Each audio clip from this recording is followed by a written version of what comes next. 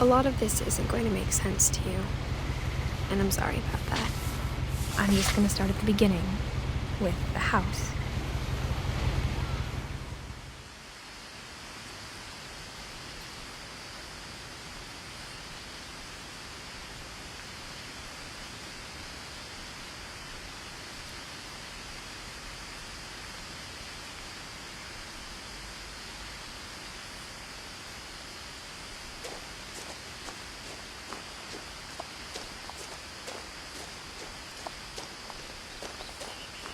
I lived here until I was 11, but I wasn't allowed inside half the rooms.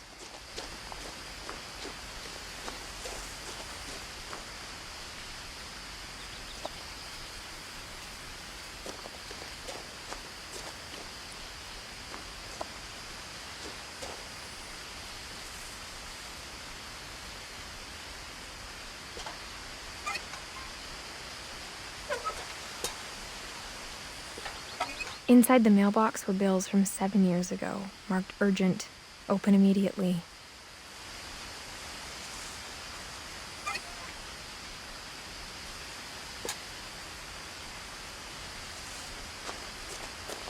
I hadn't been back since my brother Lewis's funeral.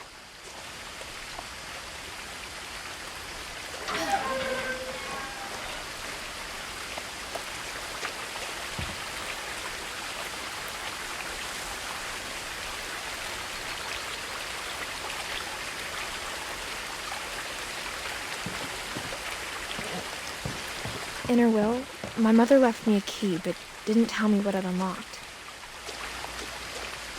Maybe she thought I'd know, or she thought that the mystery would be enough to bring me back.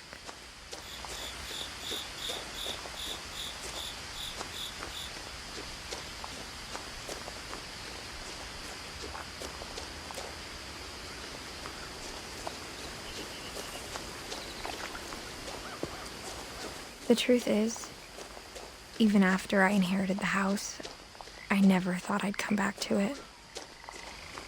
But now I had questions about my family that only the house knew the answers to. The woods around the house have always been uncomfortably silent, as if they're about to say something but never do.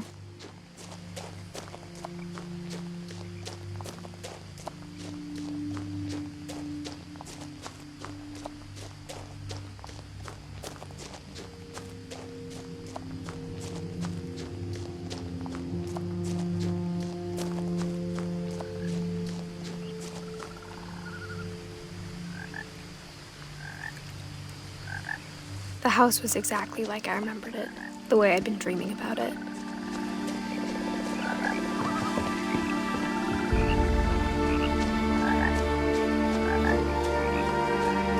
As a child, the house made me uncomfortable in a way I couldn't put into words. Now, as a 17-year-old, I knew exactly what those words were. I was afraid of the house.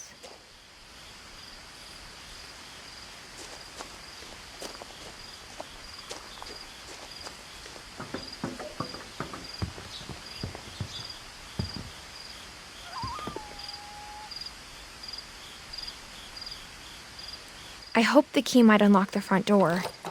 It didn't.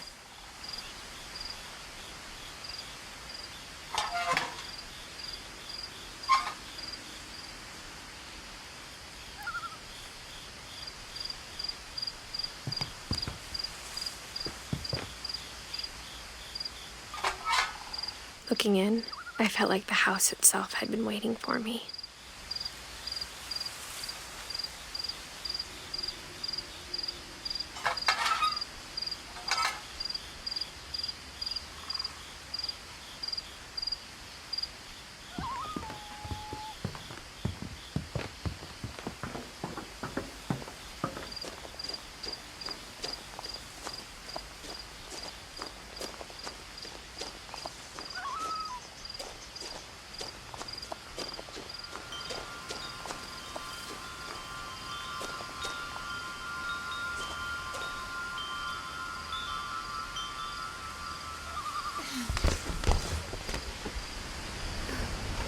Crawling through the doggy door used to be a lot easier when I was 11.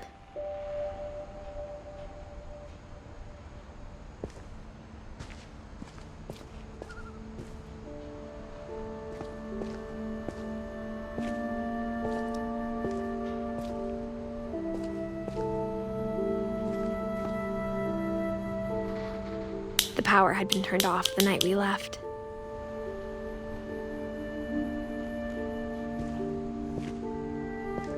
For the first time in years,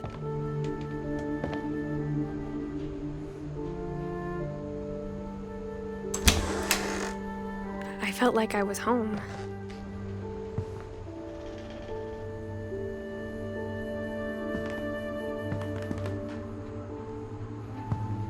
But instead of a family, there were just memories of one.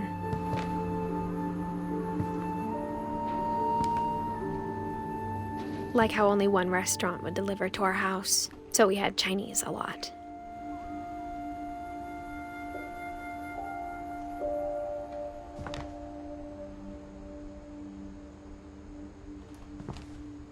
Or how after Louis started working at the cannery, we all got sick of eating salmon. Except our cat, Molly.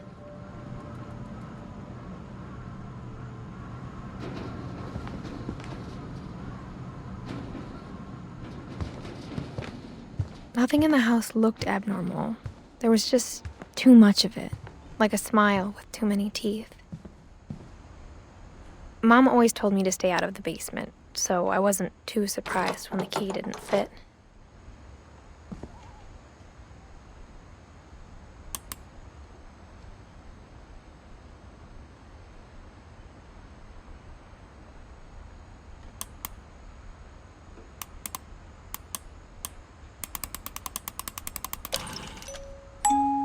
Great-Grandpa Sven built a music box for Barbara, along with the rest of the house.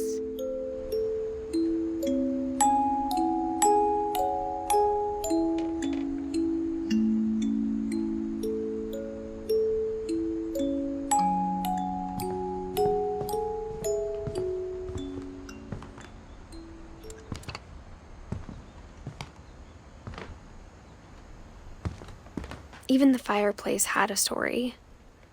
Edith told me the bricks came from the original house, after it sank.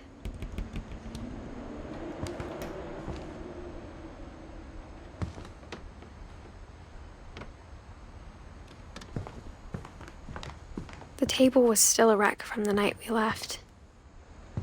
It was like a bomb had gone off, killing everyone but sparing the furniture.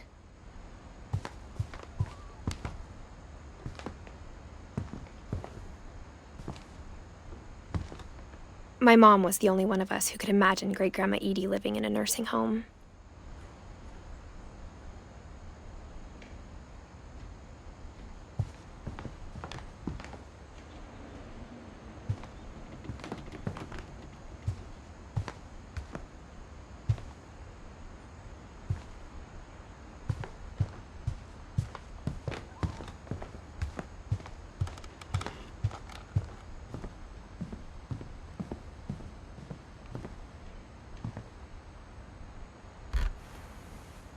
Edie told me once that every Finch who ever lived is buried somewhere in the library.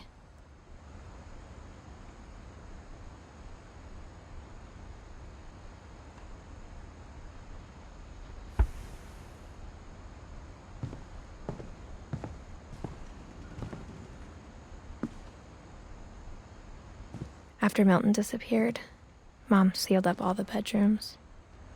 Then Edie retaliated and drilled peepholes.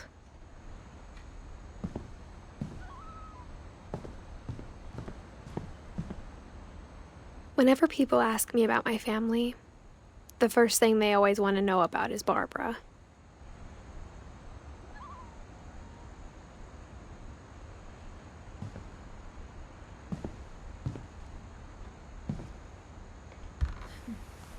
Barbara was a child star for 2 years, until America grew out of it.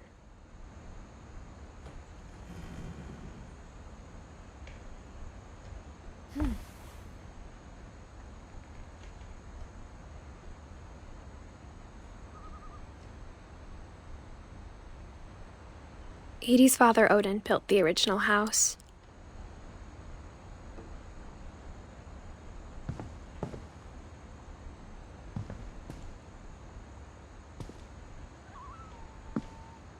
Mom must have locked the third floor stairs on the night we left.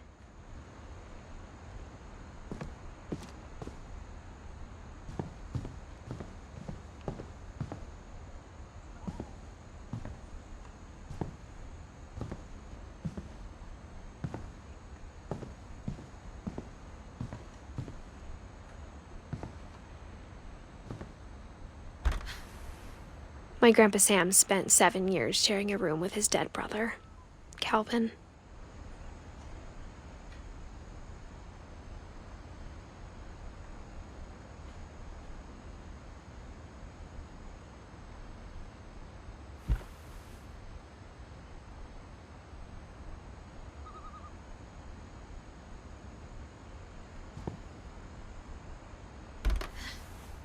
As a kid, I just assumed every house had peepholes and sealed rooms you weren't allowed inside of.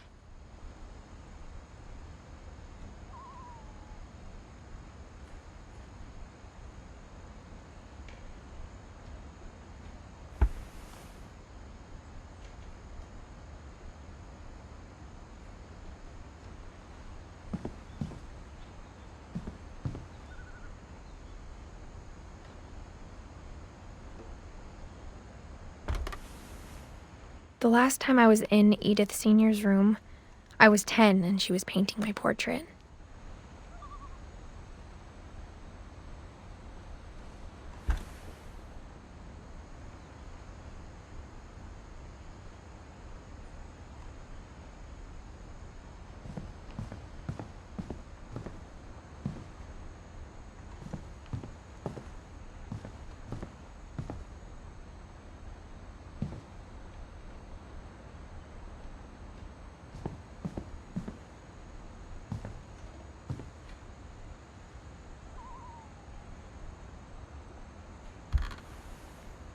Molly always seemed like a girl I could imagine being friends with, if she hadn't died in 1947.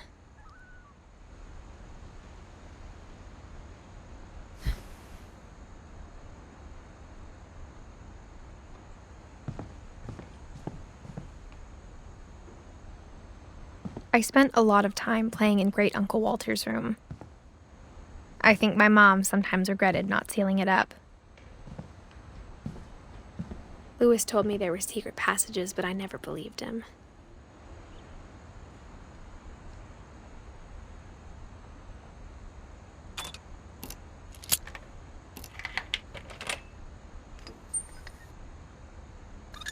Turns out, my mom was really good at keeping secrets.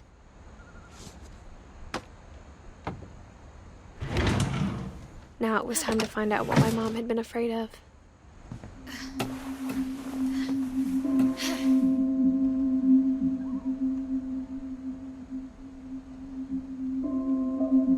From the paintings on the wall, it was clear my brother Milton had been here before me.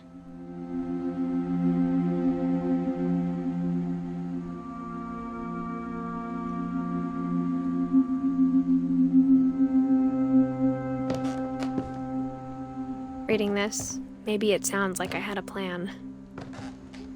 But I had no idea what was behind that door.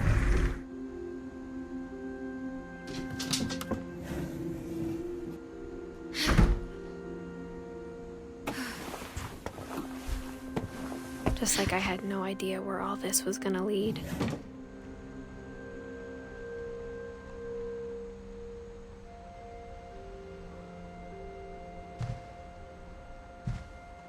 I grew up looking at Molly's room through the peephole.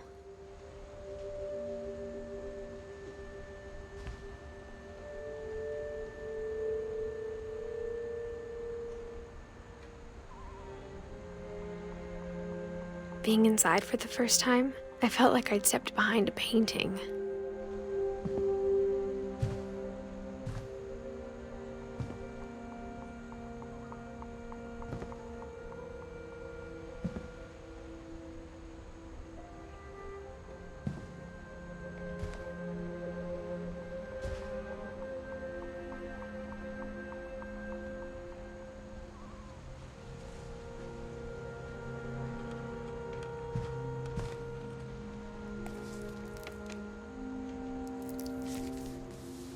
December 13th, 1947. Dear Diary, I'll be gone soon, but I wanted to tell somebody about what's gonna happen. It started when Mom sent me to bed without dinner.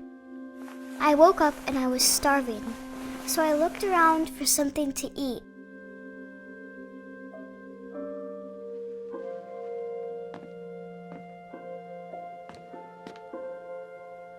My Halloween candy was all gone.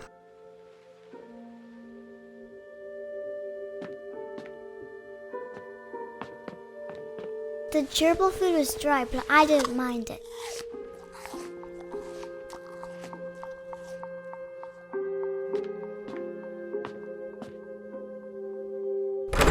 Mom, can I come out now? Sweetheart, it's late. Go to sleep.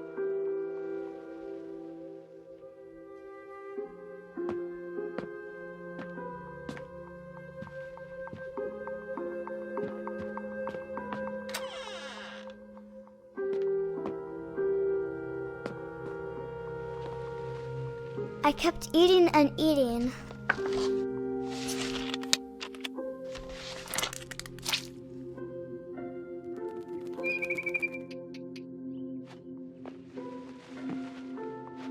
I ate a lot of things that night.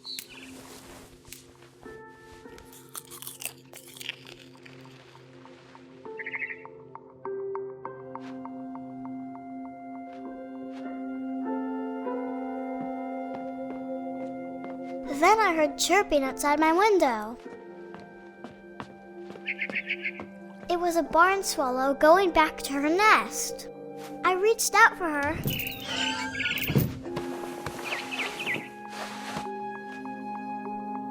And suddenly, I was a cat.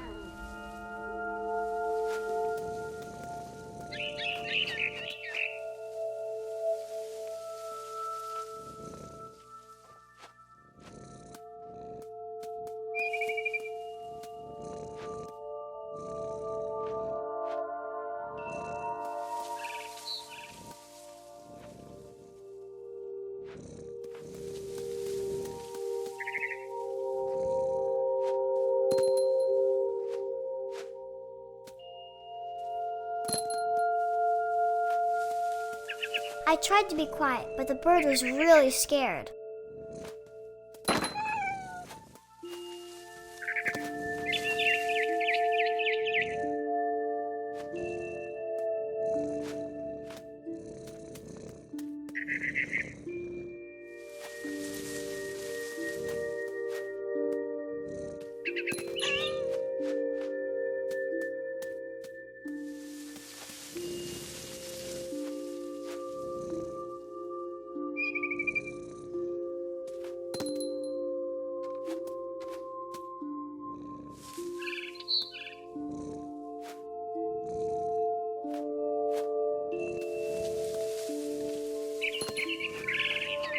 Mom and Dad didn't even look at me.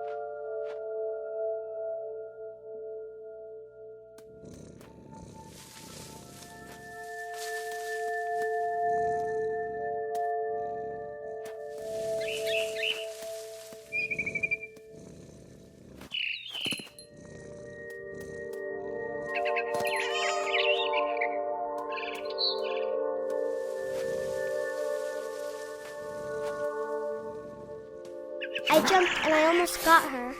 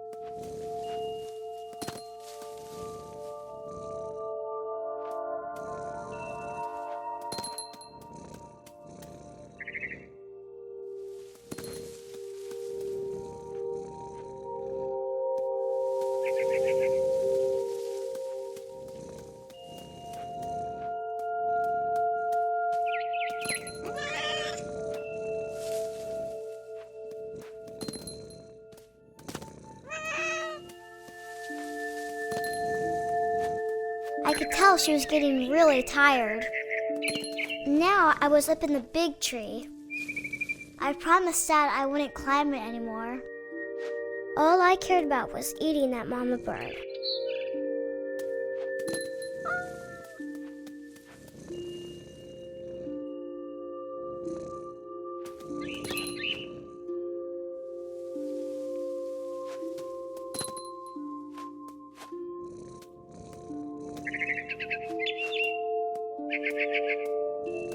I gobbled her up. And suddenly, I was an owl. First, all I heard was the wind. Then I heard little teeth nibbling in the grass.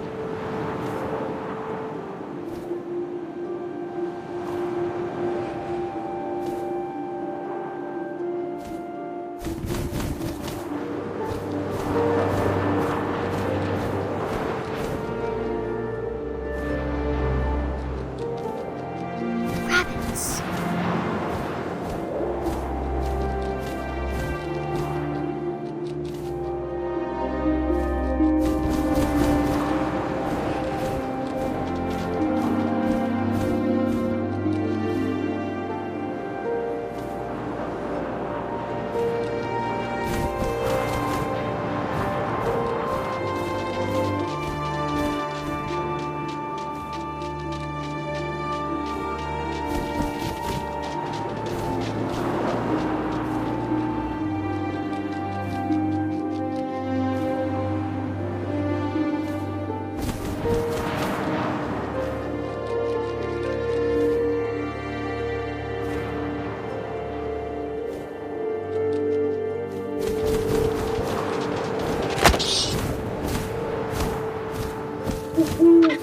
I imagined his face looking up and seeing mine through my talons.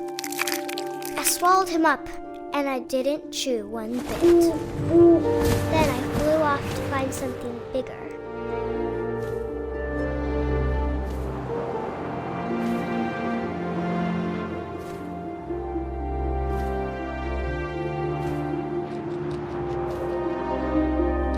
A mama rabbit.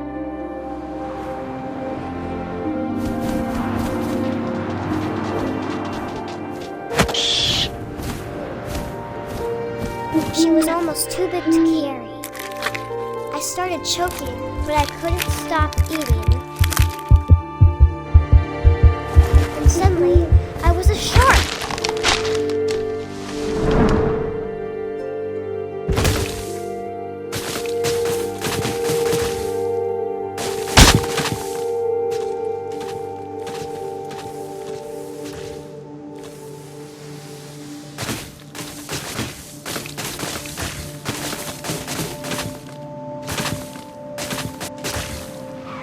I rolled off a cliff and into the ocean. Now, I was hungrier than ever.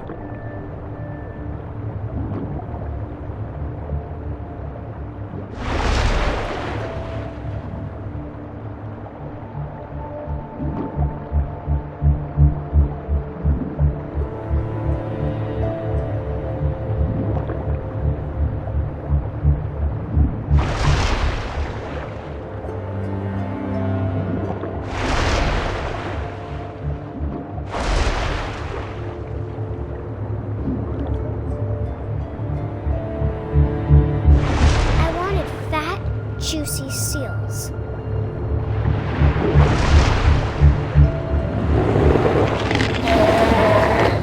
I tore off her flipper and it tasted really good.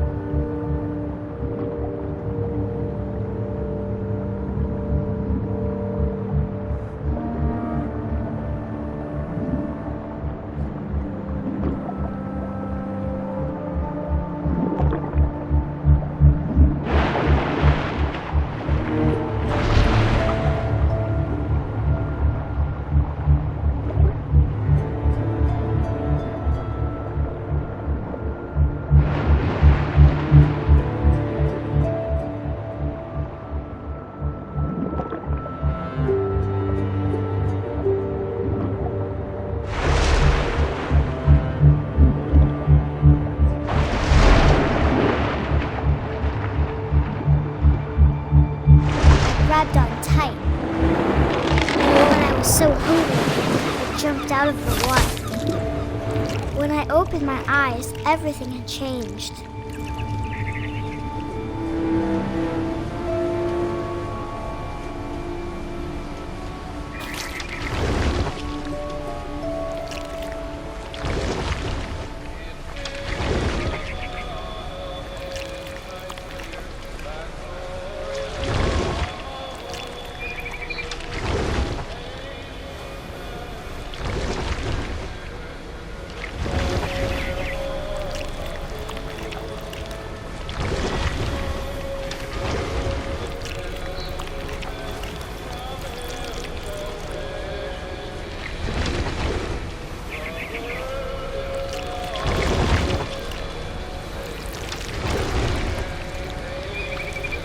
Now I was a monster, and I smelled people everywhere.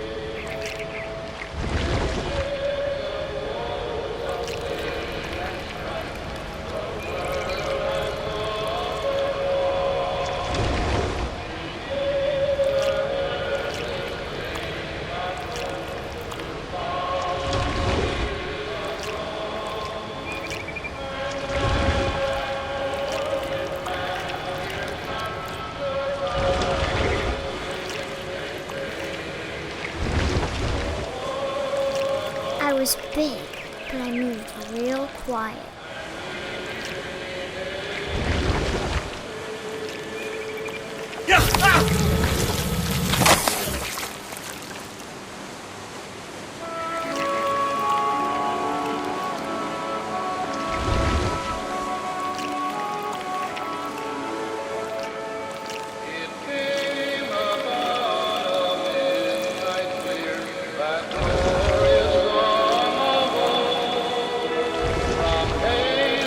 I wanted to stop, but also I didn't.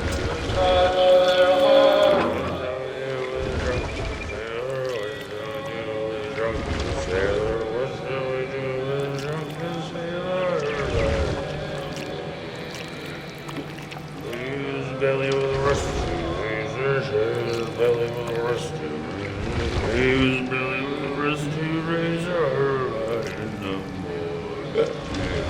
What shall we do with a drunken sailor? What shall we do with a drunken sailor? What shall we do with a drunken sailor? Put him in the captain's daughter, put him in bed with the captain's daughter, put him in bed.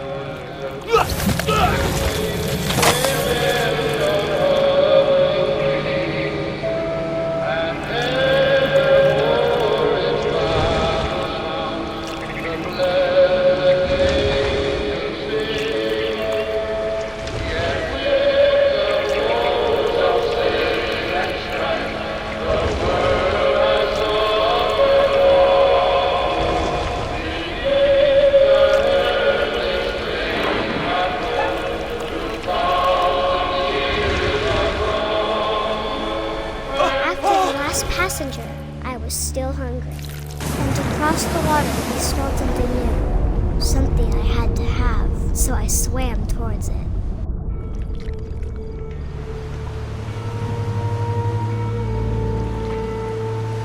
I slithered onto the sand, and the good smell went into an old pipe.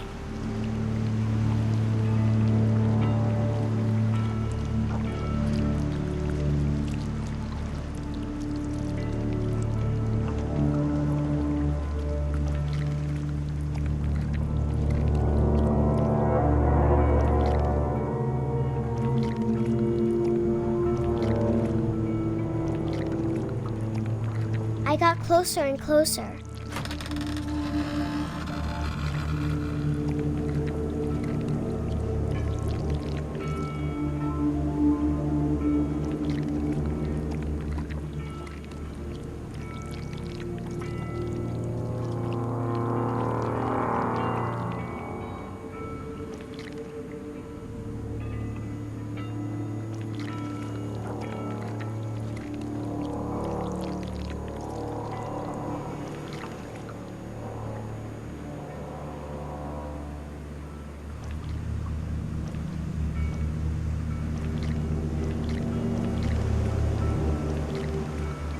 All of my stomach started growling.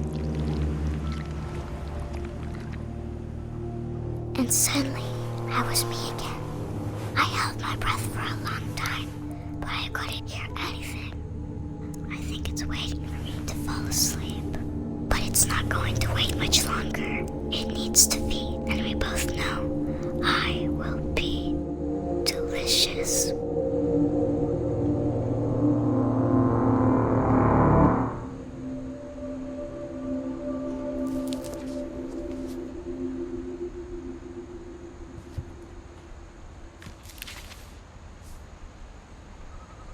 I'm not sure if I believed all of that, but I'm sure Edie would have.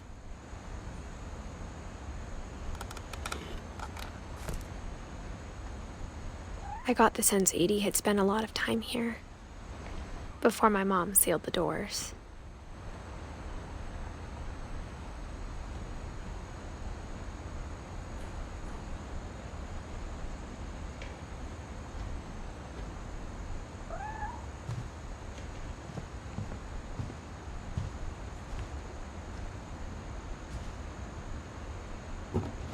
Molly's gerbil had a tiny bedroom with its own even tinier gerbil cage.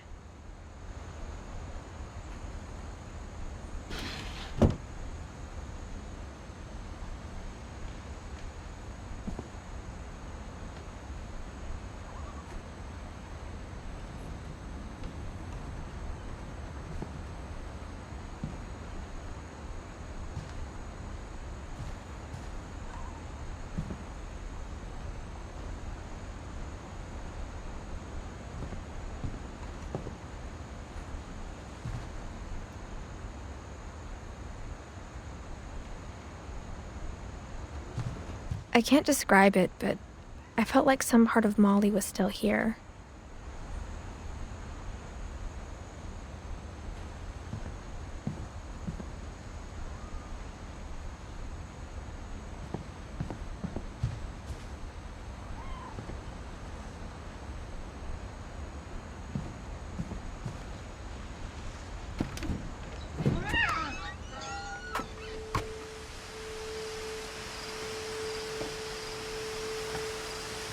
This will be obvious later, but my mom never told me any of these stories. Edie would have, but Mom didn't like bringing up the past. Though, when we adopted a stray kitten, she was the one who named it Molly.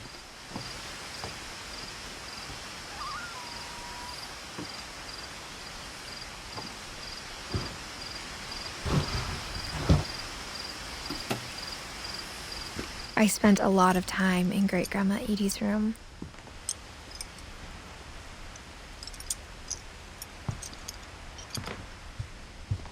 Her room was like a museum.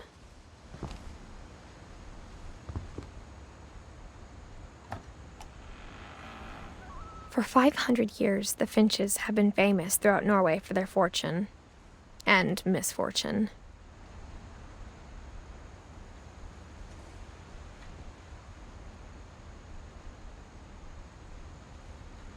Odin Finch buries the latest victims of the family curse, his wife Ingeborg and their newborn son, Johan. On January 7th, 1937, he set sail with his family and his house, hoping to leave the curse behind.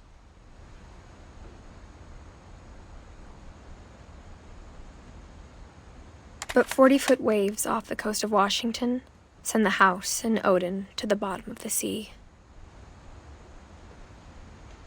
Odin's daughter Edith, with husband Sven and baby Molly, step ashore on their new home, Orcas Island.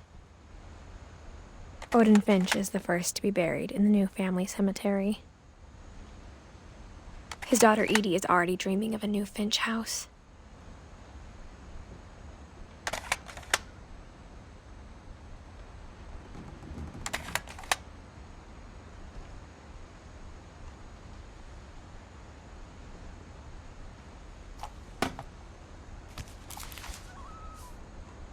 Whatever's wrong with this family, it goes back a long ways.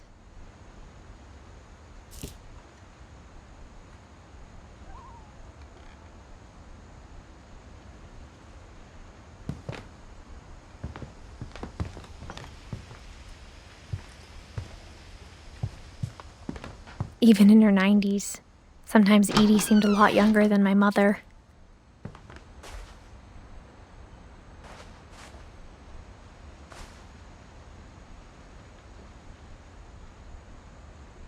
The only trace Grandpa Sam's first wife Kay left on the house was the pink bathroom. It was a pretty big trace.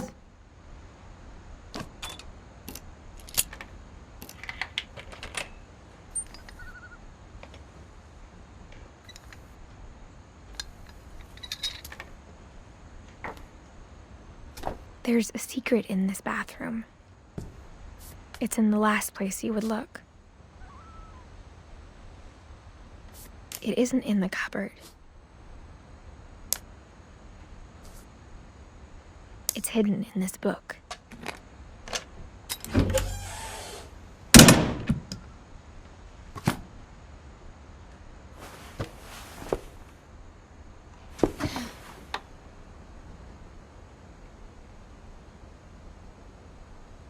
Sven gave Sam an old camera he'd refurbished.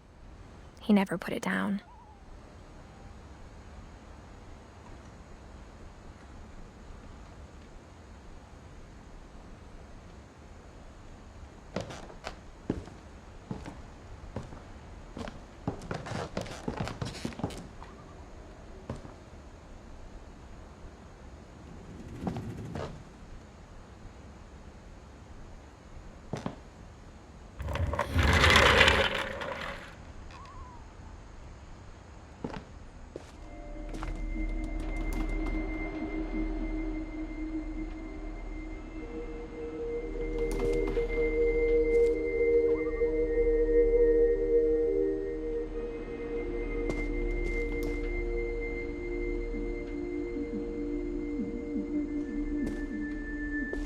knew Grandpa Sam had a twin,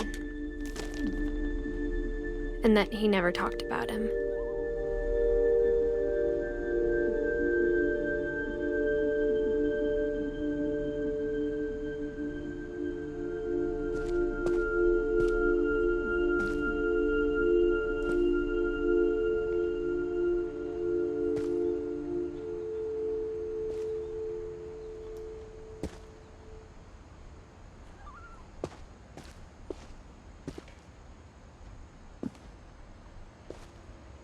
I guess my grandpa didn't like history any more than my mom did.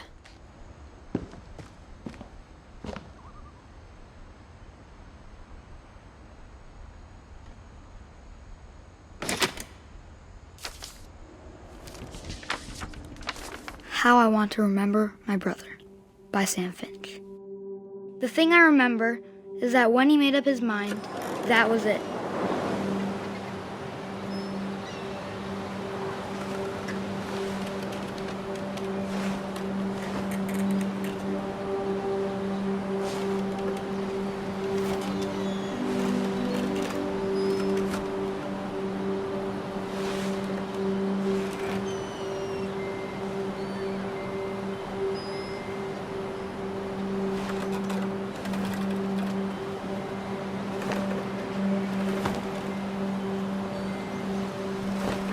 My brother said he'd die before he ate another mushroom. And he did. At Barbara's funeral, we swore we'd never be afraid again. And he wasn't. I think Calvin always wanted to fly. Sam! Calvin! Dinner's ready! Coming! But that day, he finally made up his mind to do it.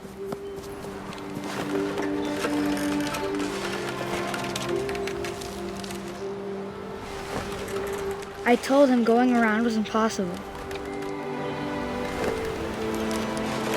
Maybe if I hadn't said that. Calvin! I'm not gonna tell you again! Maybe if the wind hadn't picked up. Then maybe he'd still be here. But I doubt it. I think he'd already made up his mind.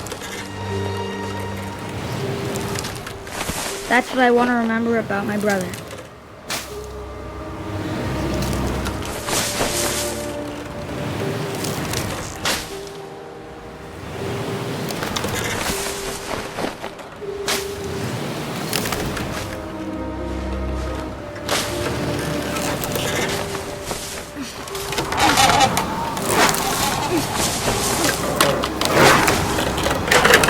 The day he made up his mind to fly.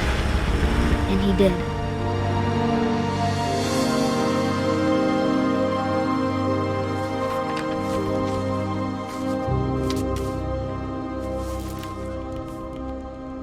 Calvin's story felt strangely familiar.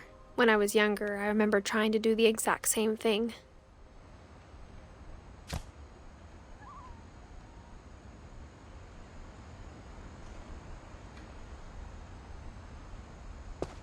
After the funeral, Edie roped off Calvin's half of the room.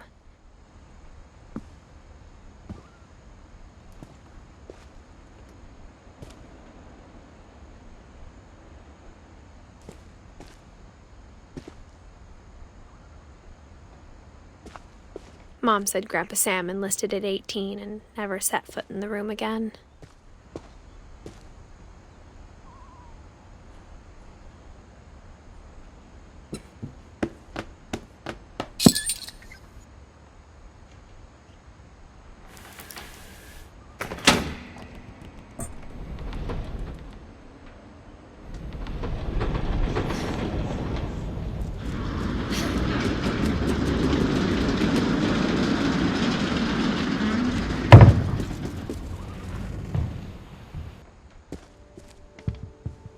The passages were a pretty tight fit. They'd obviously been built for smaller hands and bellies.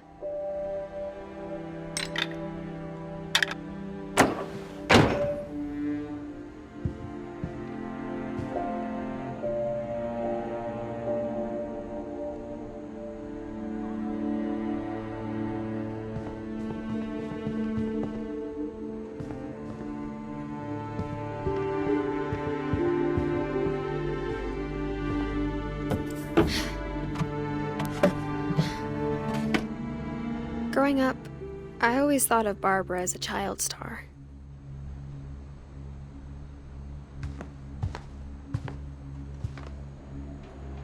I never thought about how hard it must have been for her afterwards.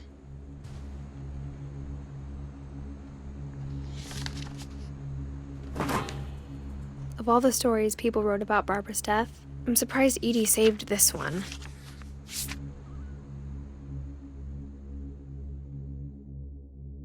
Old Jack here with another ghastly tale inspired by America's most unfortunate family.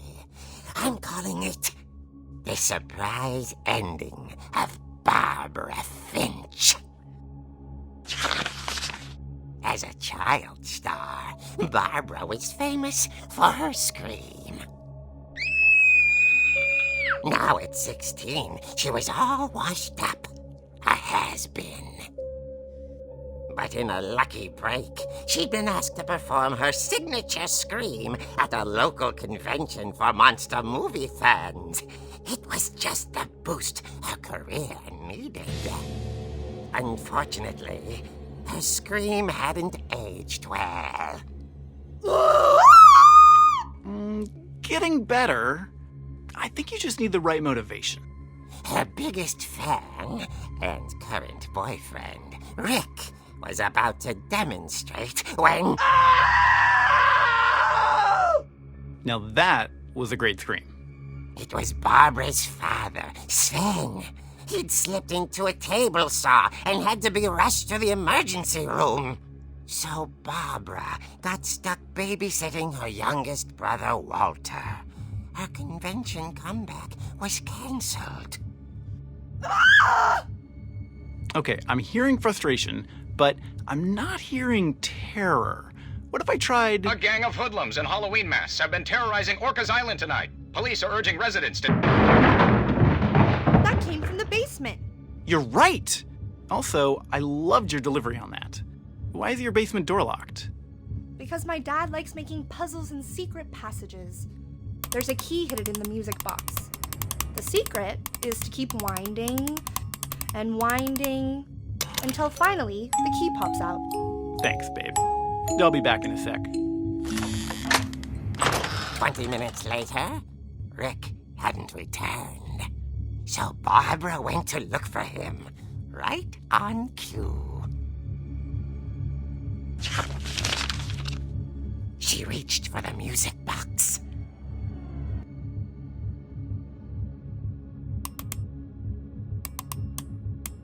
And as she wound the key, she listened for Rick, but the house was silent.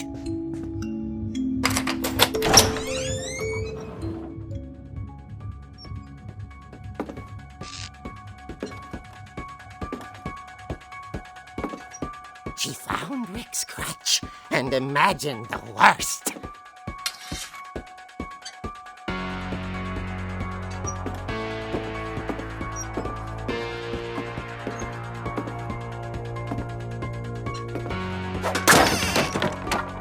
The gang's leader is the infamous Hookman Killer, Dr. Carl Hamill, who impaled and then ate his family 10 years ago tonight.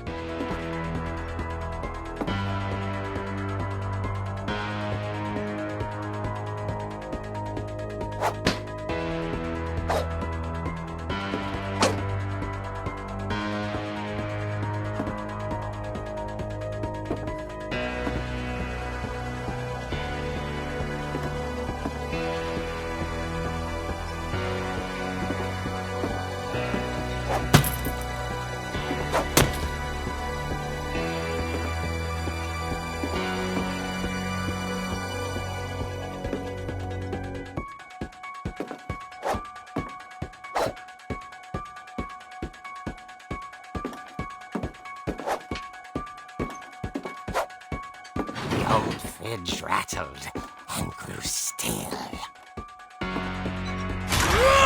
Oh dear! Oh! Rick? Barb, relax. I was just trying to scare you to help you find your scream. Well, I'm not scared, Rick. I'm furious. Then act furious. All I'm getting from you now is that you're hurt and confused and She threw him out, but she kept a little something to remember him by. Barb, have you seen my other crutch? And she was still holding it when she fell asleep watching the late picture show. Hours later... Barbara! Walter, what's going on up there? Ah! Okay, I'm coming up, but if this is a trick, you're dead, Walter.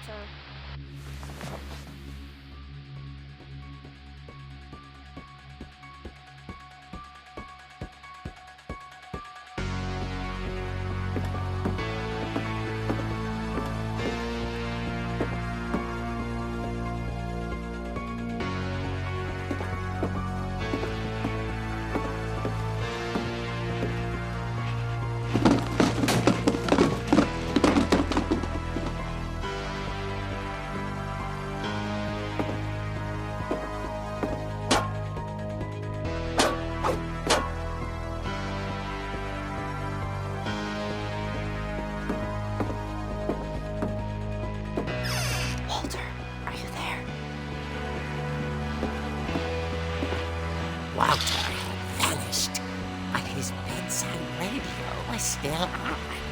Orcas Island police describe the man as 6 feet tall, with a steel hook for a hand. Residents are urged to lock all doors and windows and notify the police of any suspicious activity. Barbara turned, saw the hook man, and was speechless. He was quite smashing.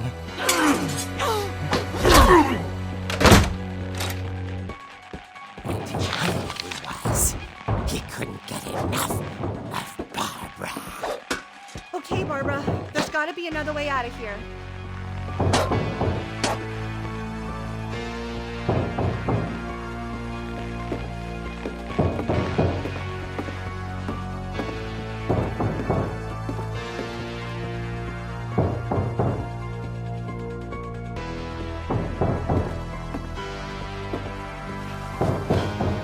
That night, she played her part beautifully.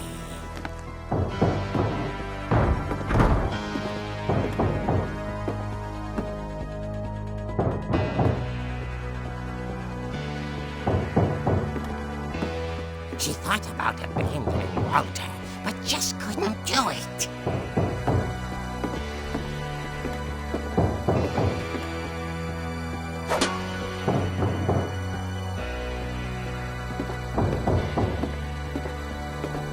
Molly's door hadn't been opened in years. The hinges groaned.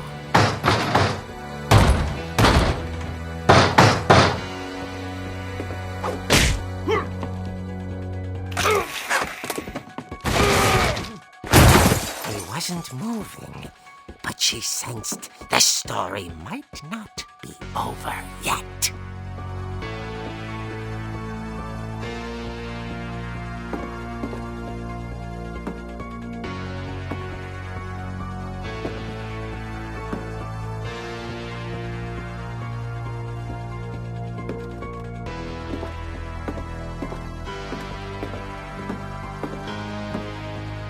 The hookman had vanished.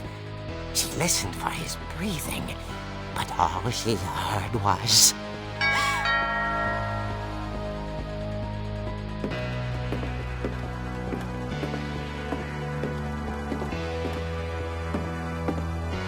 At the door, she heard whispering. It was coming from inside the house.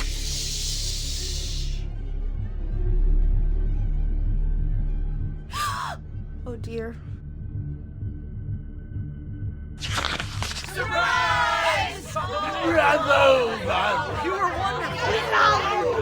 monsters had come to surprise her.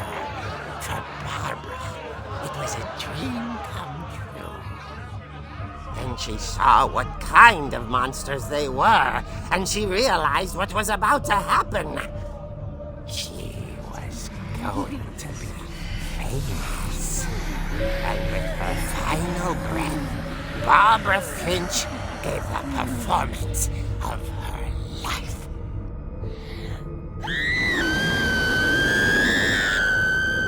I wasn't there myself, but I hear Barbara was magnificent. Poor girl. She had a taste for stardom. But unfortunately, so did her fans. Of course, the police blamed it all on poor Rick, who disappeared the same night. And little Walter? Hiding under his bed the whole time. He took it all pretty hard, but that's another story. As for Barbara, tucked inside the music box is all they ever found of her. Her ear. Now that's what I call a real eerie tale.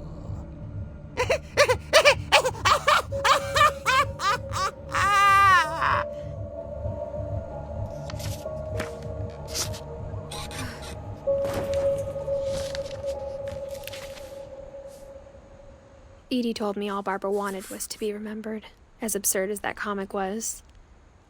Maybe what Edie saw was a happy ending.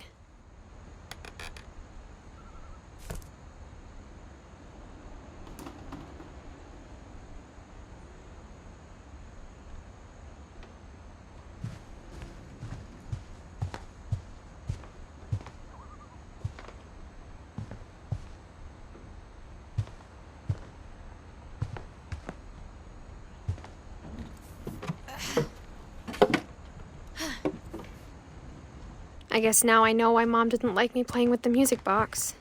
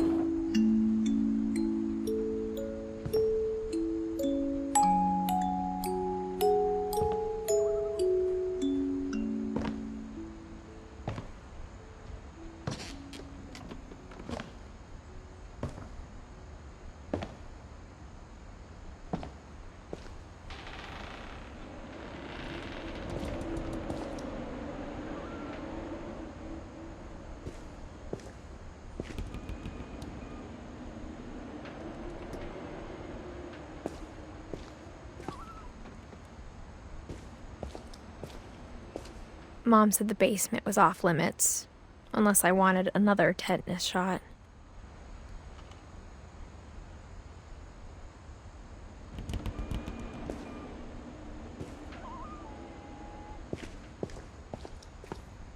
I saw Edie sneak down to the basement once, carrying packages.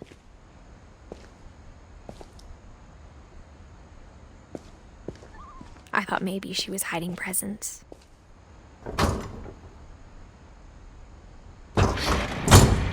It turned out she was hiding a lot more than that.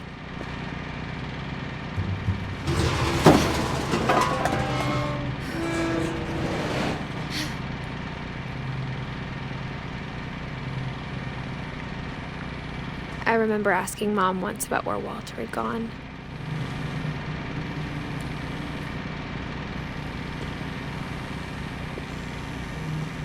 She said after Barbara died, he got as far away as he could.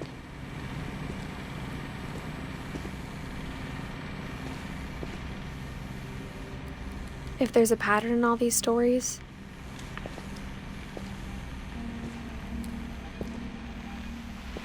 I think it's that none of us has gotten very far.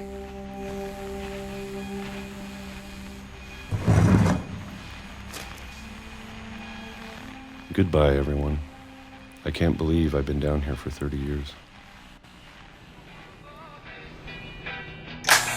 On that first day, after the shaking started, I didn't think I'd survive the week.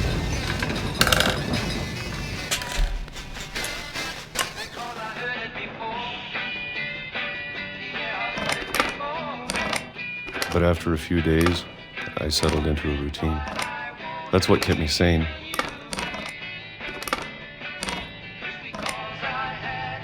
Having a schedule, living for today. I always expected to be dead tomorrow. But if you wait long enough, you get used to anything.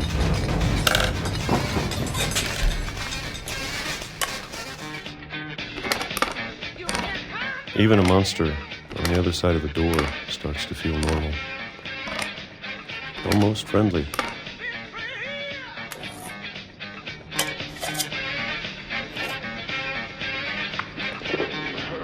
And then one day, everything just stopped. Whatever that thing was, it was gone. Maybe it got tired of waiting. Or maybe I just got tired of being afraid.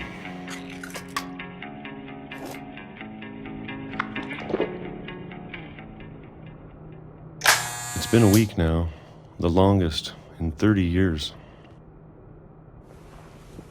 I'm done waiting. I have to leave while I still can.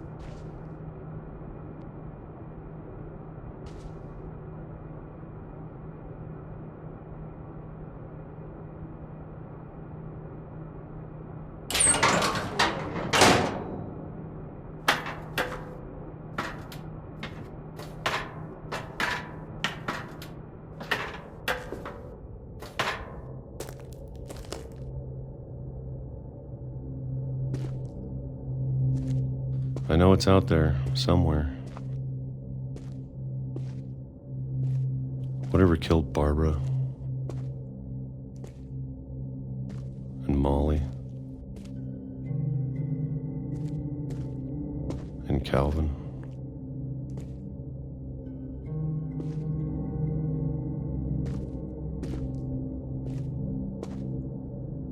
Maybe this is all a mistake.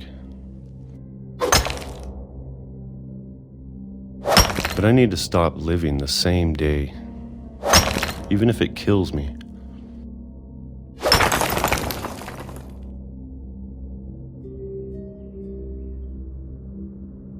Whatever's out there, I want you to know I'm ready for it. I'm going to appreciate all of it, especially the food. I don't mind if I only have a year left, or a month, or a single week. I'd be happy with one new day. I can already imagine the sun on my face.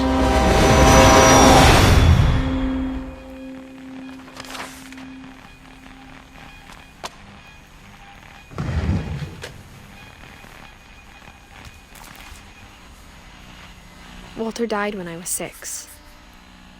I can't believe my mom never told me he was down here.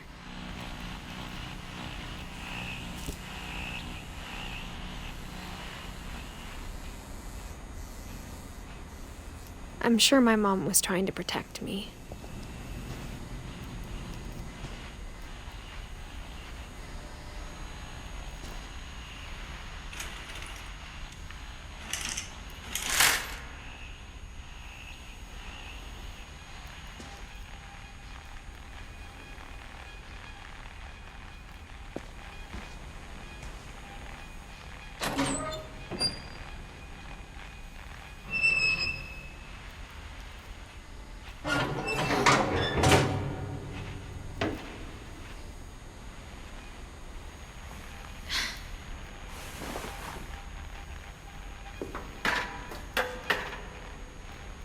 Maybe she was afraid I'd end up like Walter.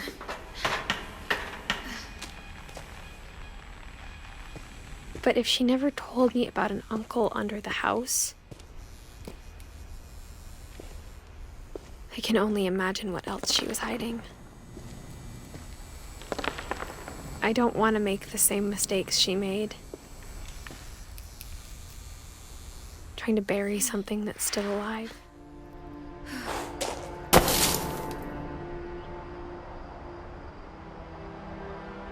Now that there's only one of us left, or maybe two,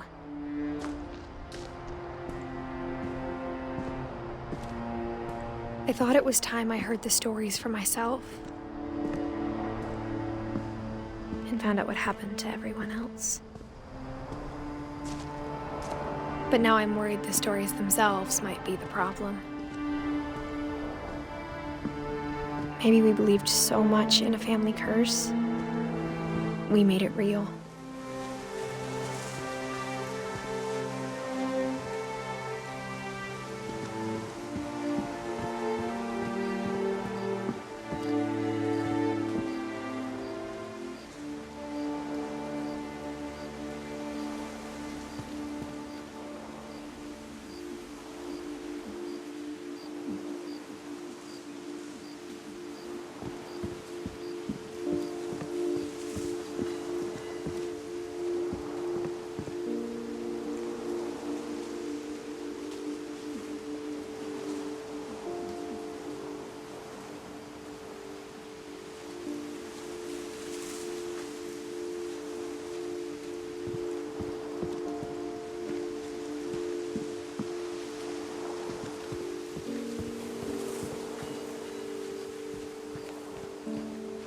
I don't know if I should even be writing this.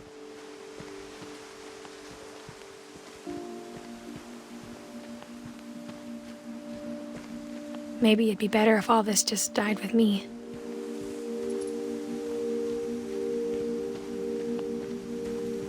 But I thought you should know about your family.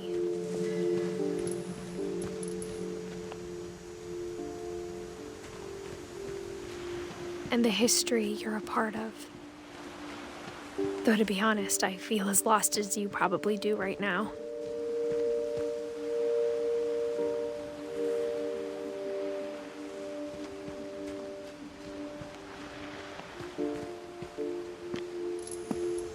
I think the people in these stories believed them, for what that's worth.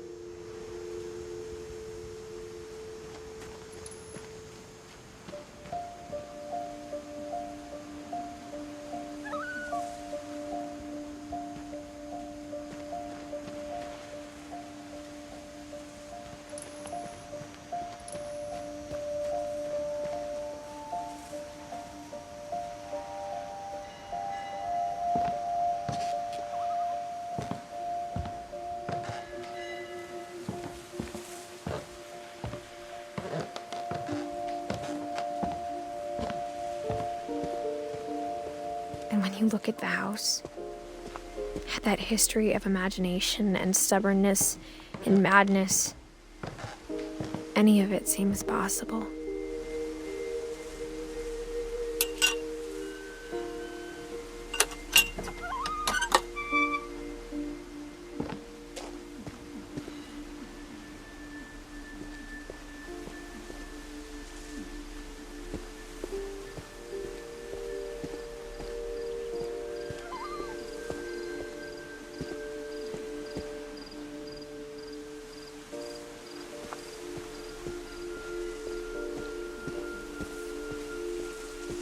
I think we've been surrounded by death for so long, we've just gotten used to it.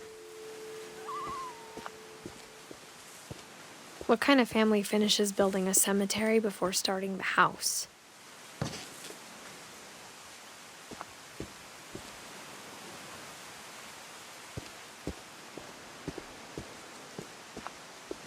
It's embarrassing for me to admit this, but the pet cemetery made me more uncomfortable than the human one. 3 of the gerbils were mine, and 2 had been my fault.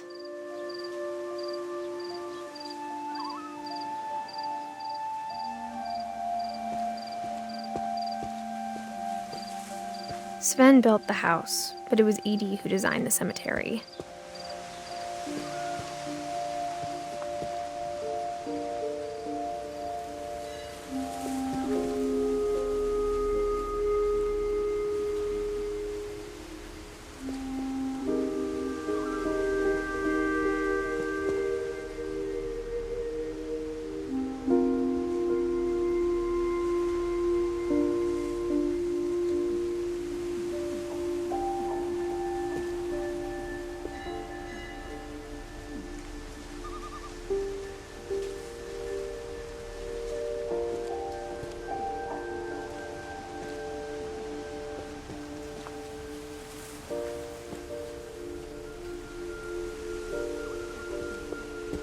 I'm sure Odin's monument had been Edie's idea.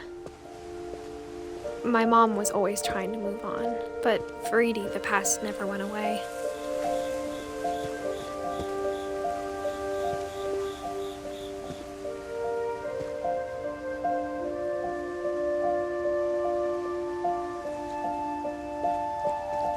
She could see it poking out of the water at low tide.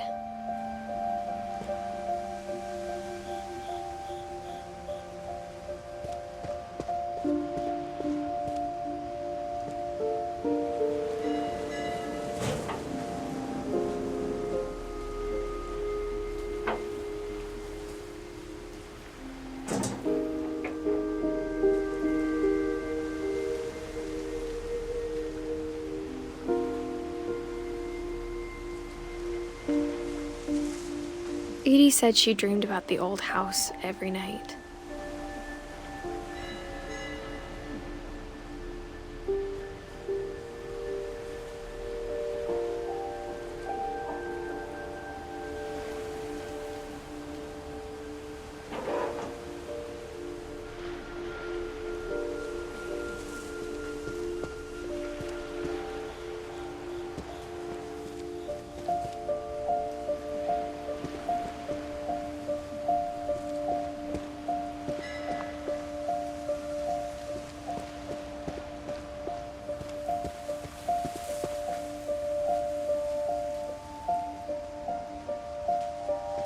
Edie's side was always easier for me to understand.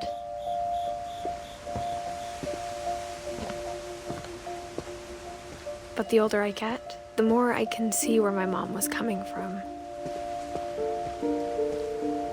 Her dad had been pretty strict, but it wasn't enough to save her brothers. She was just trying to do better.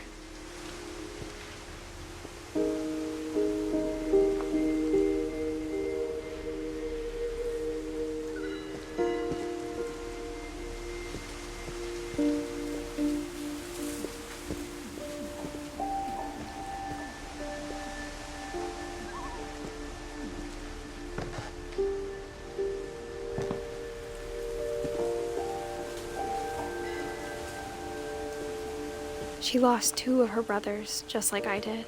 I get why she tried so hard to protect us.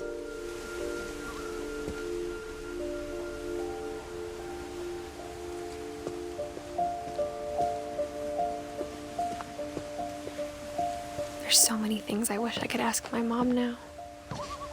Part of me thinks this is what she wanted all along. For me to come back someday and find everything out for myself.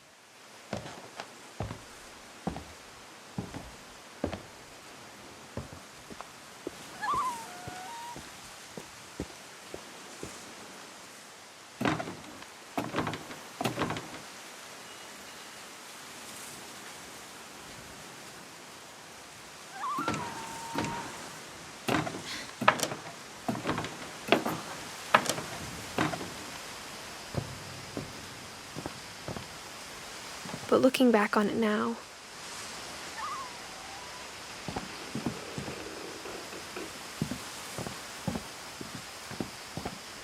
if she told me there was going to be so much climbing,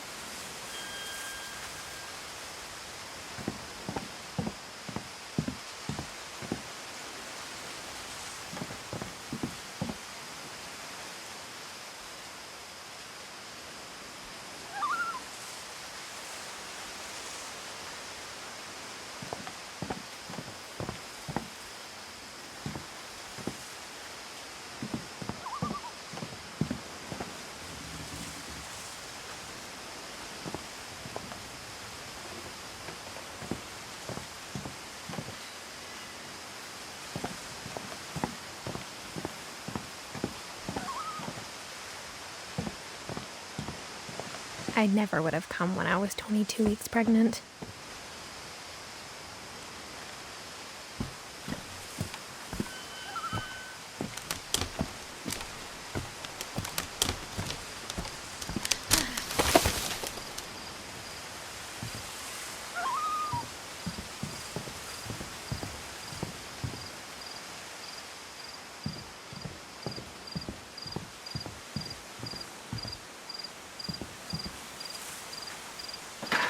I never met Grandpa Sam, but I think he and my mom had a lot in common.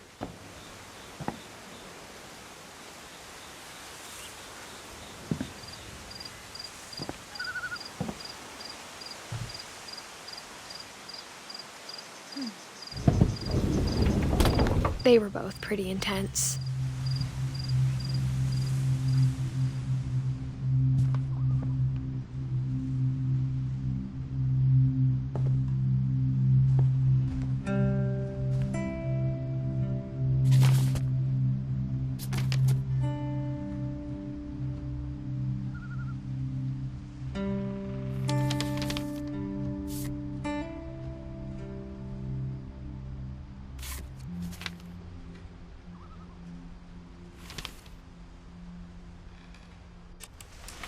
Dawn, I promise, you'll never forget this weekend. Yes, sir. These memories are gonna last a lifetime. Hmm? Am I gonna have to shoot anything? It's a hunting trip, Dawn. Shooting is strongly encouraged.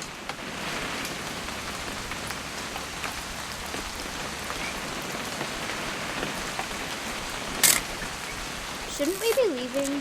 Just want to get a shot of you, Dawn, then we can take off.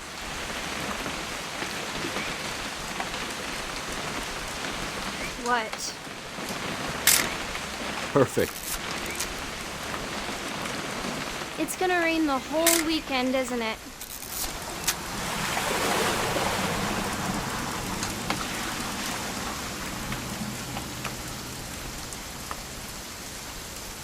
I will never forget this weekend, Dad.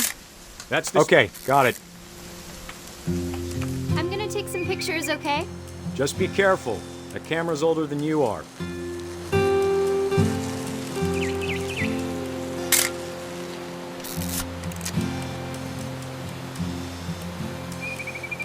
You're right, Dad. It's starting to clear up. Still freezing, though.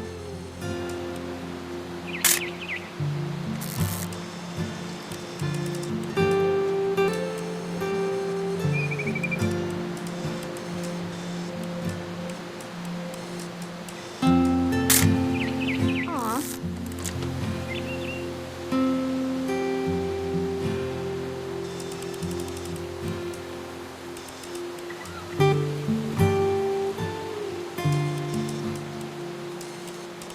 Definitely should not have drunk all that coffee. Hold still while... Hey! That's a keeper. I'm just saying, I'm not always gonna be here, Dawn. You'll need to remember this stuff, if you want to survive. I'll be fine, Dad. You know who else thought he was gonna be fine? Some guy who died. Dawn, I'm being serious. I know, Dad. You're always serious. Doesn't being out here make you want to chill out? Well, to tell you the truth, I haven't been out here in 20 years.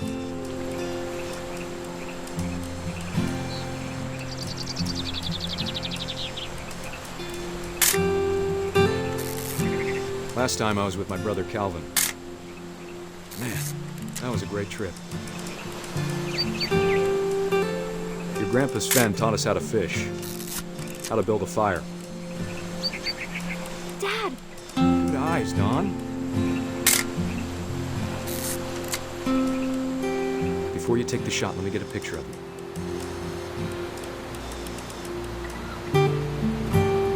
Dad,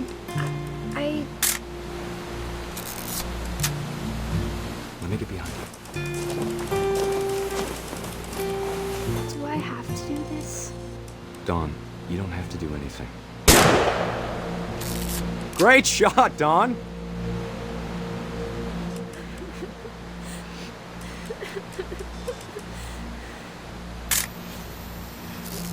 I'm proud of you, Dawn. Always remember that, okay?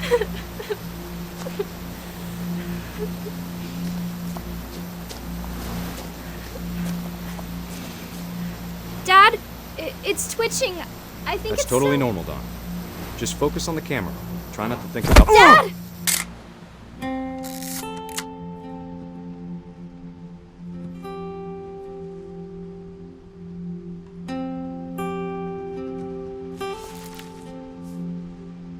Of all these stories, that's the one I wish most that my mom had told me.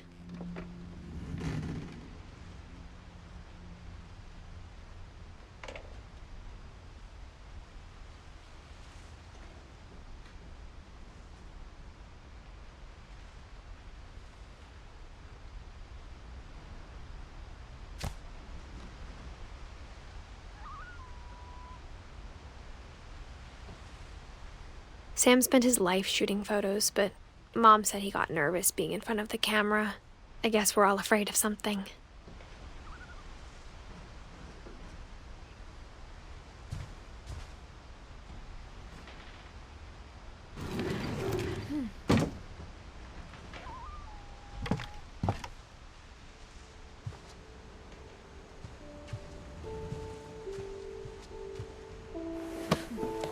After Sam died, my mom and Edie got really close. They'd both lost a lot.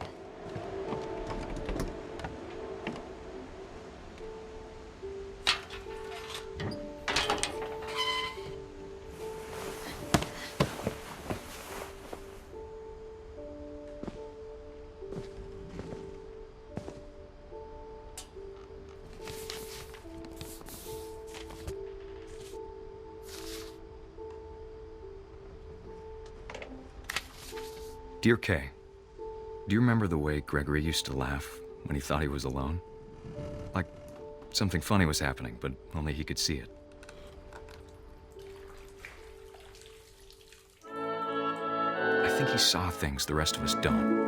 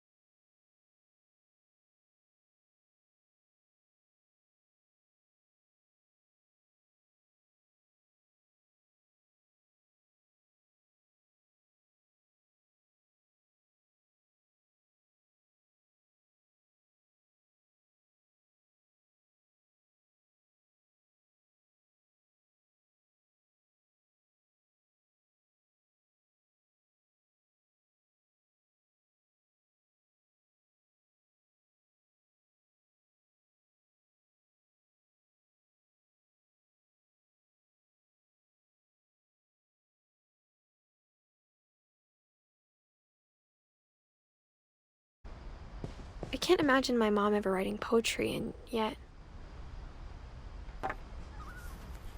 A poem for Gus, who always said the wedding was a bad idea.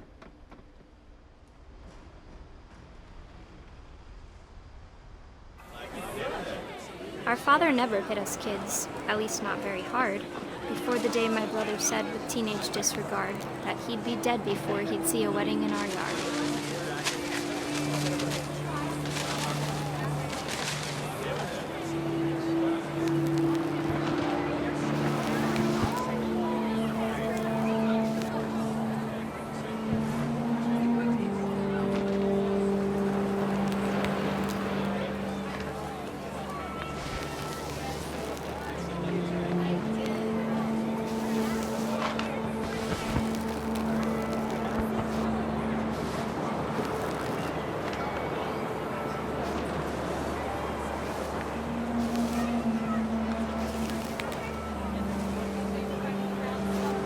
My father made him come, of course, but Gus stood far apart, just flew his kite and bottled up the storm inside his heart.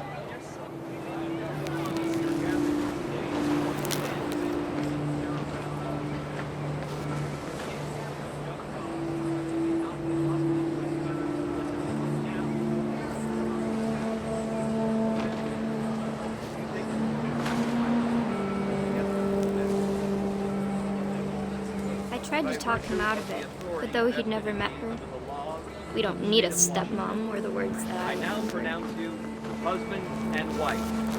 You may just try.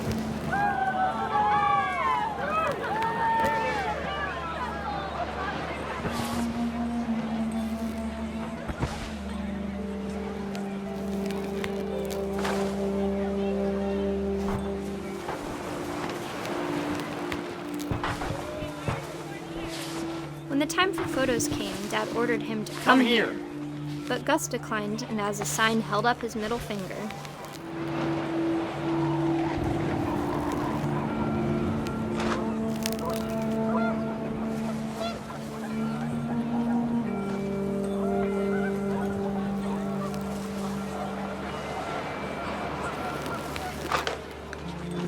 The wind picked up, and panicked geese appeared and quickly went.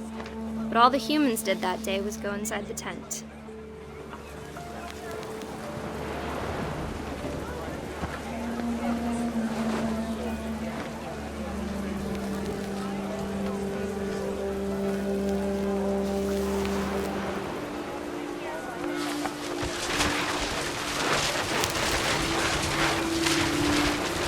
The rain came down in buckets then, but no one seemed afraid that nature might destroy the tent our dad had crudely made.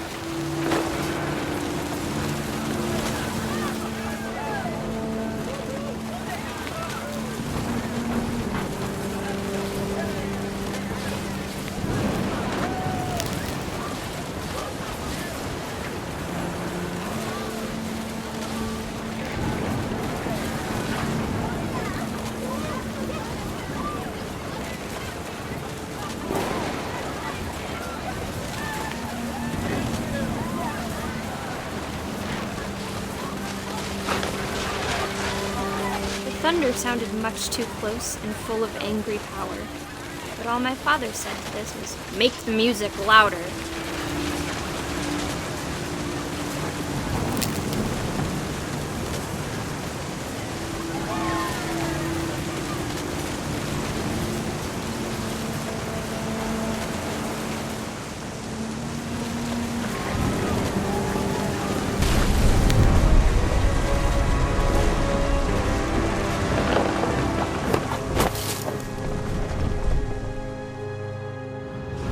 I wish that I could truly say I thought about you on that day. Out there on the beach alone, just you, the wind, the sea, and foam. But I didn't, until we found you.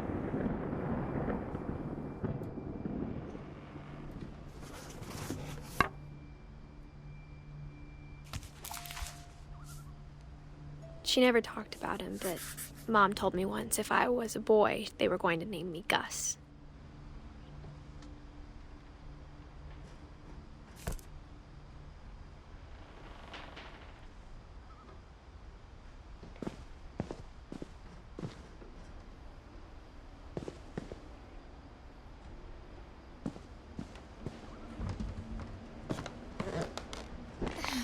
My mom moved up to the loft after her brothers died.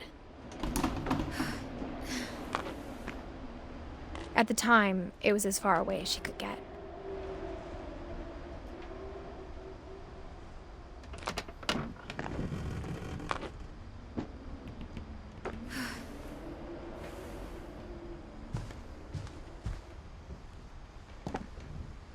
My mom moved to India a week after graduation and got a job teaching English.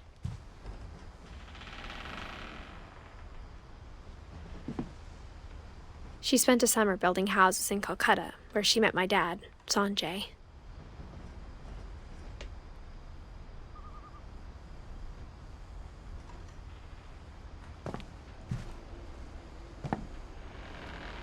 Religion was another thing my mom never talked about, but I think it helped her a lot after her dad died.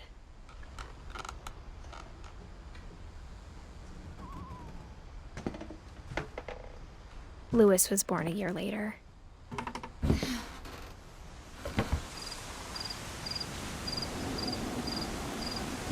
When my dad died, I don't think Mom knew where else to go.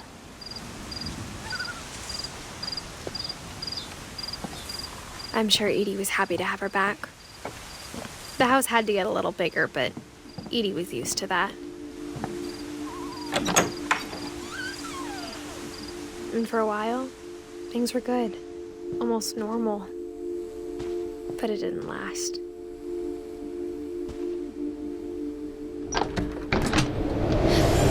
The beginning of the end was Milton's 10th birthday, when Edie gave him a castle.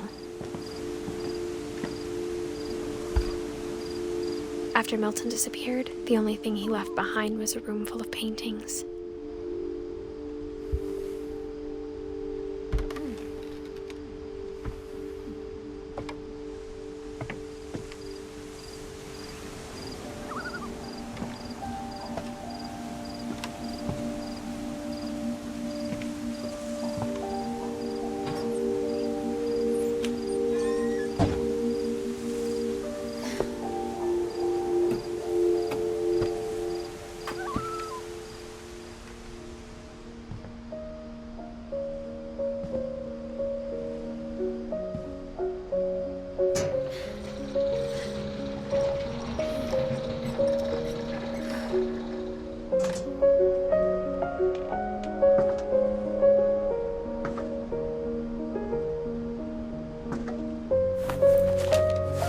Milton Finch in The Magic Paintbrush.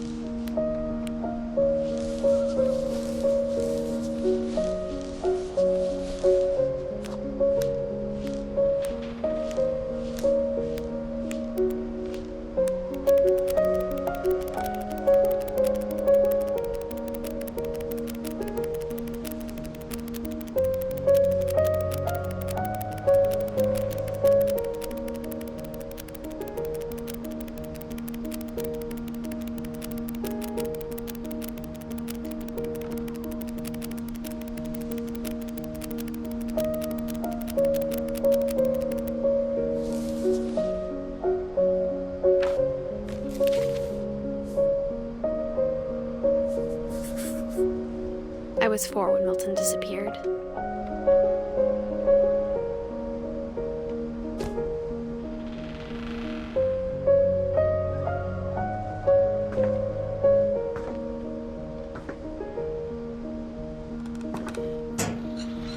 Mom spent months searching for my brother. Then she sealed the doors.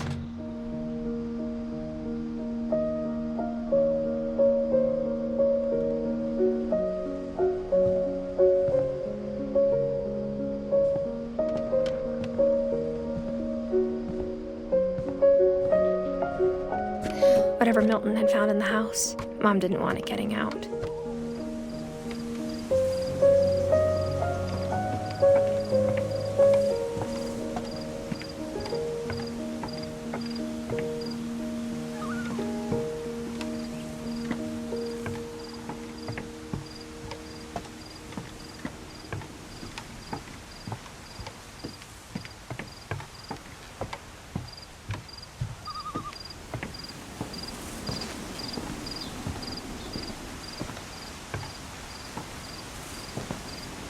Mom definitely blamed Edie, but I think Louis blamed himself. After he graduated, he just spent more and more time in his room, until Mom got him a job at the cannery. Everyone always told me to stay out of Louis's room, except Louis.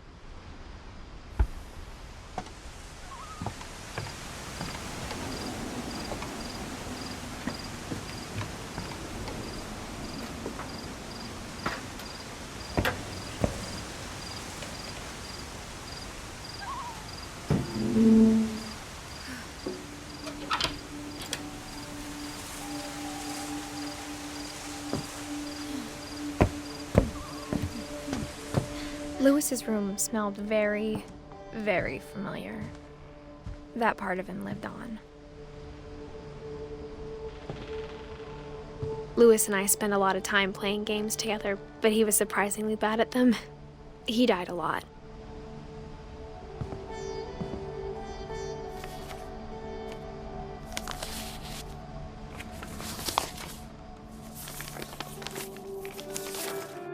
Dear Mrs. Finch, as Louis's psychiatrist, I can understand your desire for an explanation.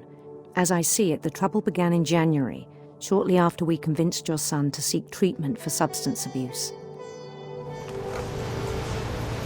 Newly sober, I believe Louis first noticed the monotony of his daily life.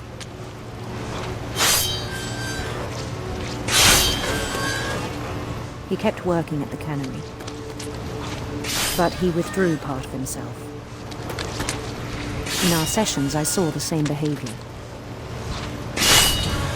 His mind began to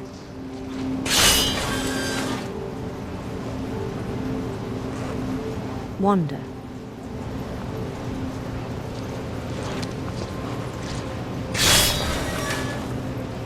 I asked him to describe it. He said he started small, imagining a labyrinth. He'd feel his way about. Then something moved. Bats. And toads.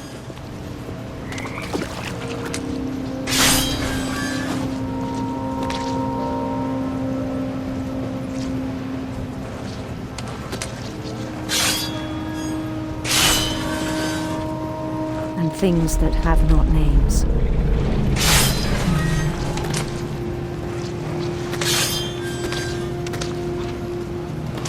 He knew it was all in his head.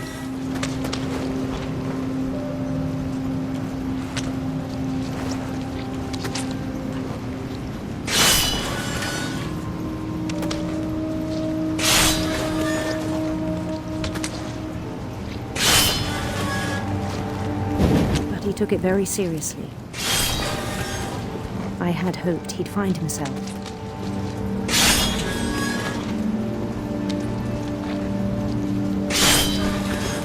But he found something more.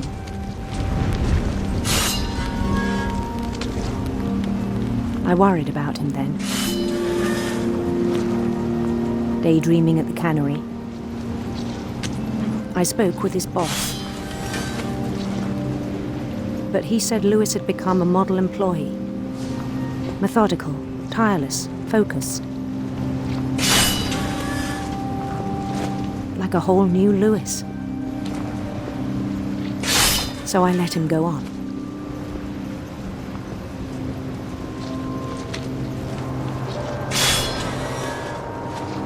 I even encouraged him. It seemed very promising at first. He told me he'd made a new friend.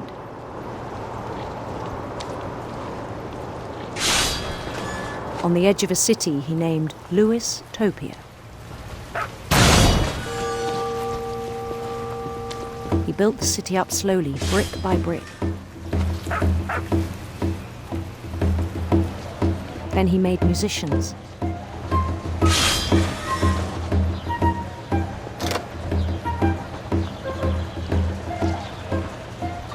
And songs for them to play. He talked about starting a band. And he was always humming something.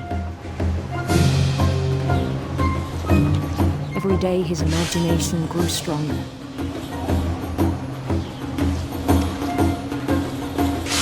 He no longer spoke at the cannery, but his chopping was as reliable as ever. Then one day it struck him that all the cheering crowds, even the stones under his feet,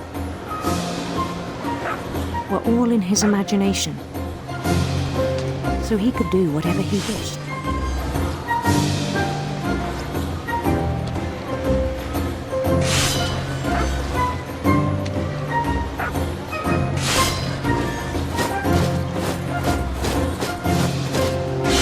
He held an election for mayor,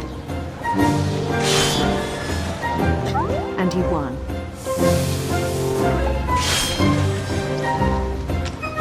They begged him to stay, but his mind was already wandering.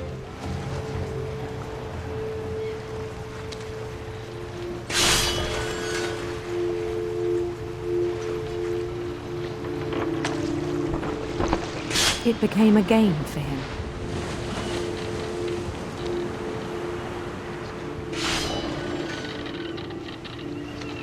He'd conquer a city, then immediately push on. New Louisville.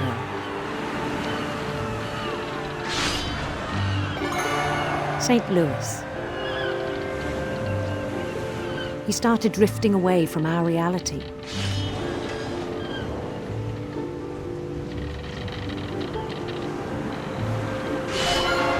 Minneapolis. Until one day he forgot to go home from the cannery. Even as his mother pleaded with him, part of Louis kept sailing on.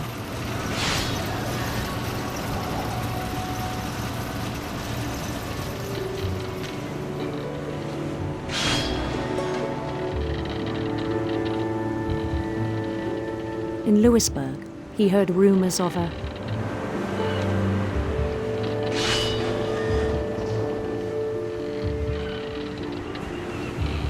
handsome queen.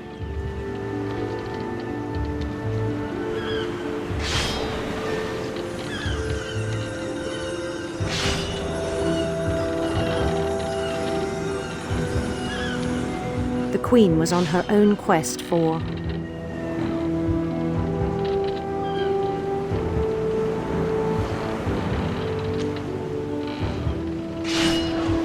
radiant rainbows.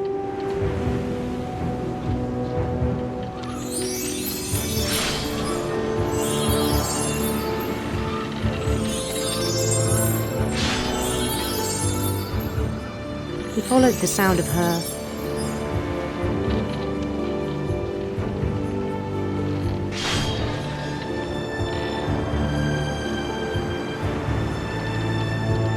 electric sitar.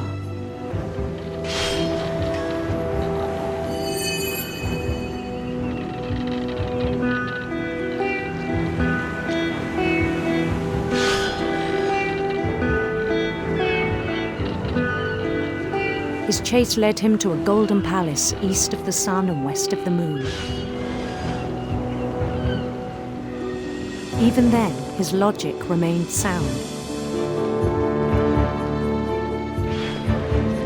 He knew the world was all in his imagination.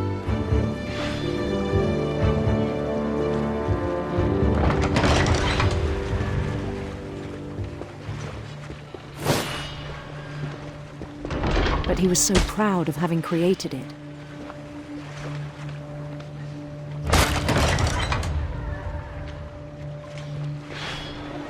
In his own eyes, he'd become something greater than a king.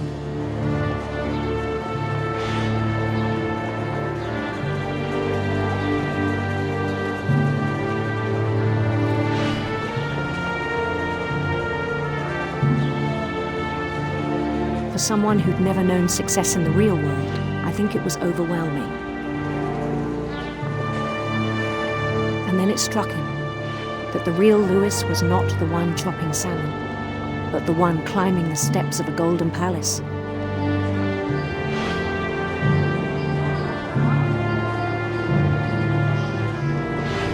My imagination is as real as my body, he told me.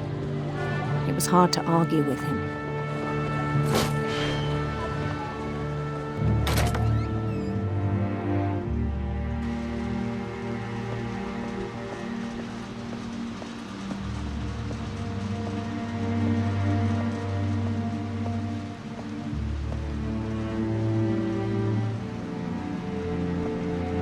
He began to forget the world we know.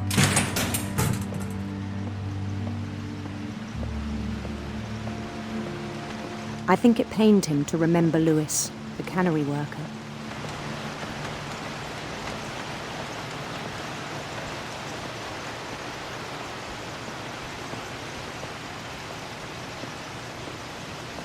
He began to despise the man with a royal contempt.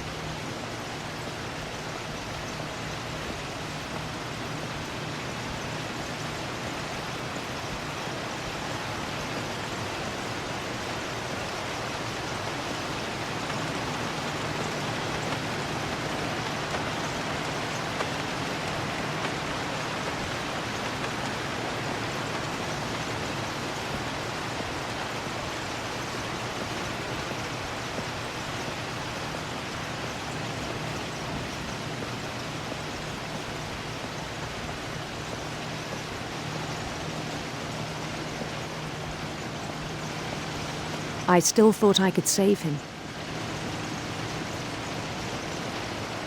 Even after he said he was being crowned king over all the lands of wonder.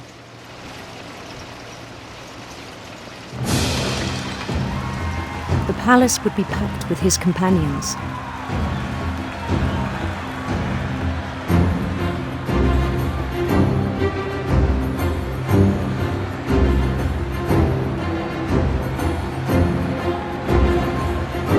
Including the wise Calico who had insisted on advising him.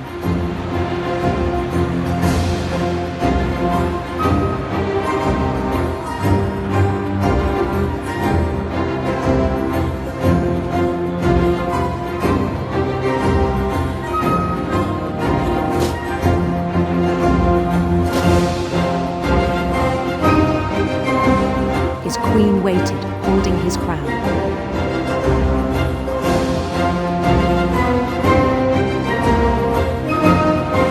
There was only one thing left to do.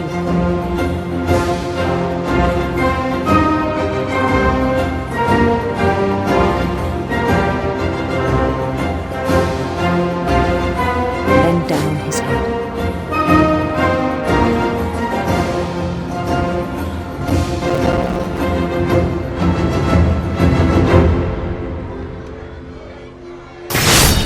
And the rest I think you know. Mrs. Finch, your son was a kind man who will be missed by all of us who knew him.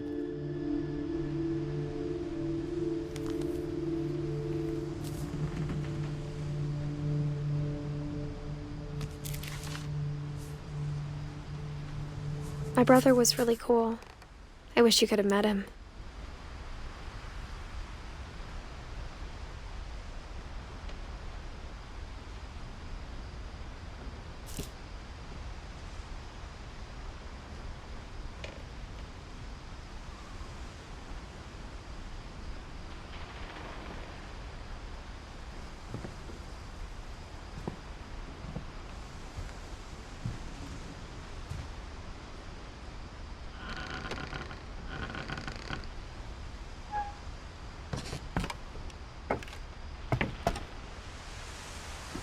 On the way back from Lewis's funeral, my mom told me to start packing. She waited until the day before we left to tell Edie.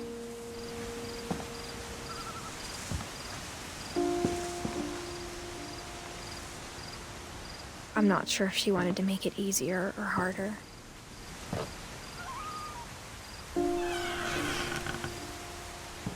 I wish we'd stayed.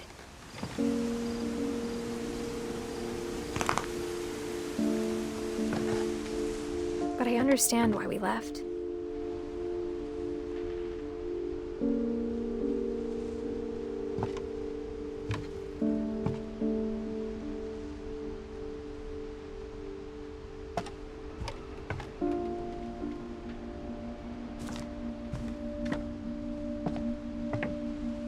My mom ended up leaving everything behind.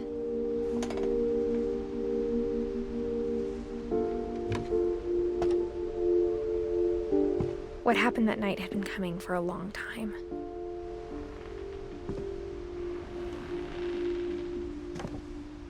Maybe it should have come sooner.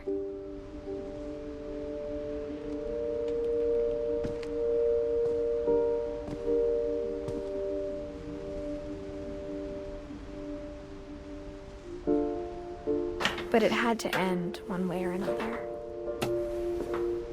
All that's left now is to tell you about that last night.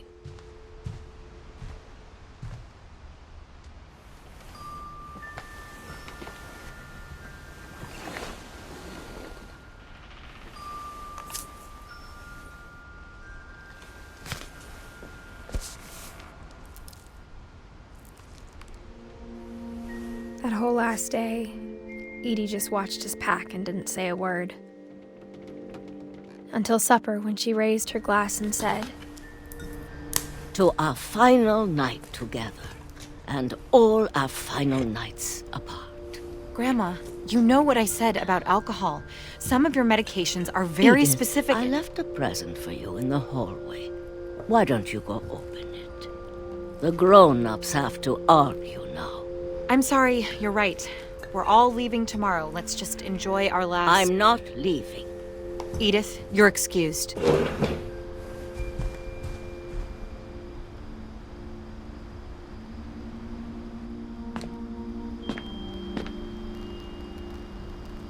The power had been shut off that morning, but Edie always had plenty of candles.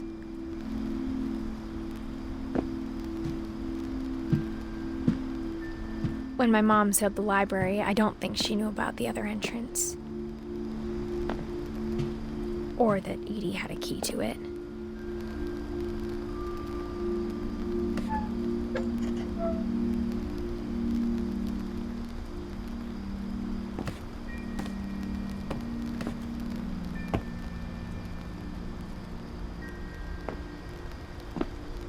That thing you're afraid of isn't going to end when you leave the house.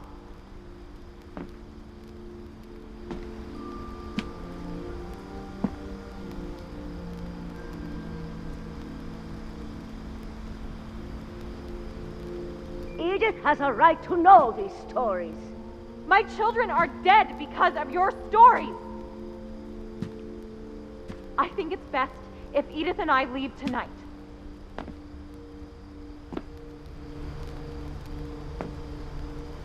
We'll have the nursing home send a van for you in the morning, okay?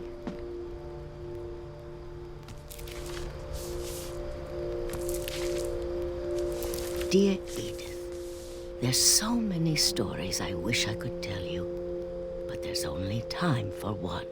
This is about what happened on the night you were born. That night, the tide went way, way out.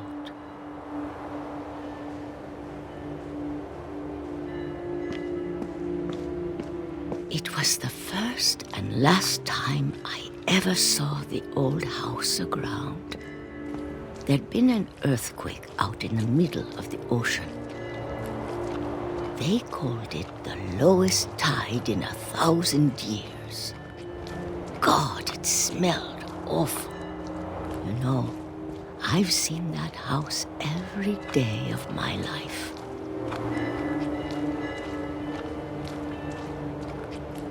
But I never thought I'd go back to it. When the fog rolled in, I lost my way.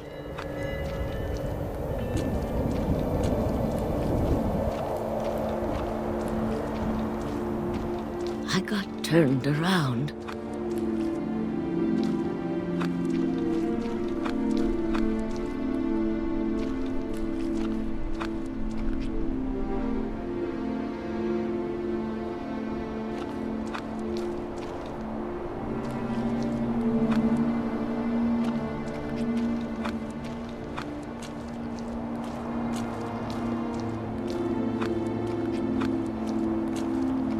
For a while, I wondered. I started seeing things.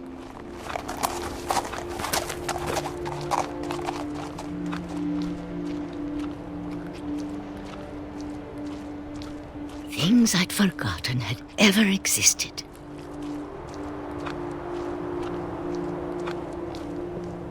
But when I saw them, they felt like old friends. That night, a lot of things came back to me.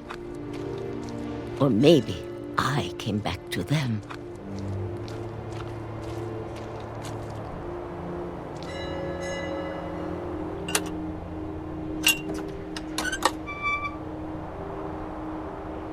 Things I can't explain, but that I need you to try and... Edith, what are you doing in here? It's mine. Edith! Mom, you're gonna rip it! Let go! I kicked and screamed, but Mom dragged me to the car.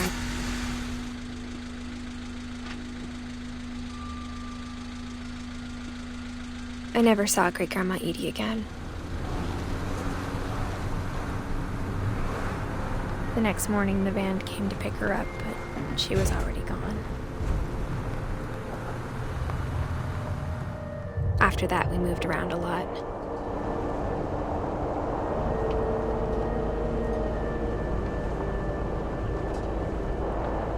We both tried to make the best of it.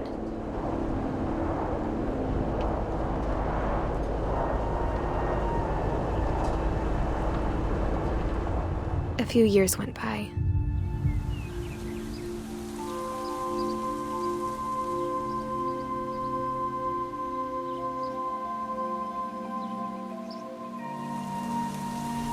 My mom didn't like to talk about it.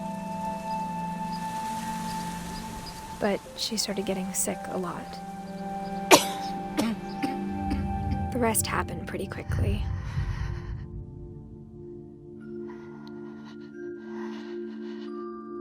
She got better for a while, and then she didn't.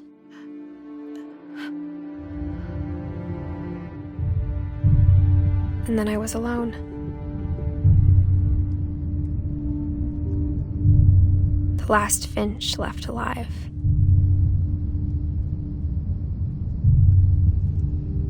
Until I found out about you. I'm still not sure what to tell you about all this. If we lived forever, maybe we'd have time to understand things. But as it is, I think the best we can do is try to open our eyes. And appreciate how strange and brief all of this is.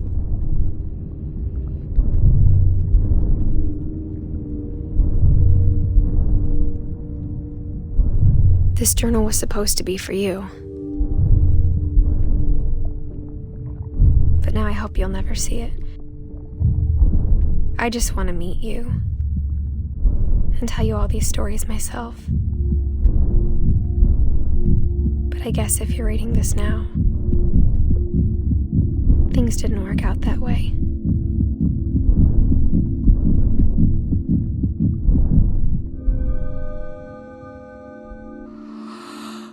This is where your story begins. I'm sorry I won't be there to see it. It's a lot to ask, but I don't want you to be sad that I'm gone. I want you to be amazed that any of us ever had a chance to be here at all. Good luck.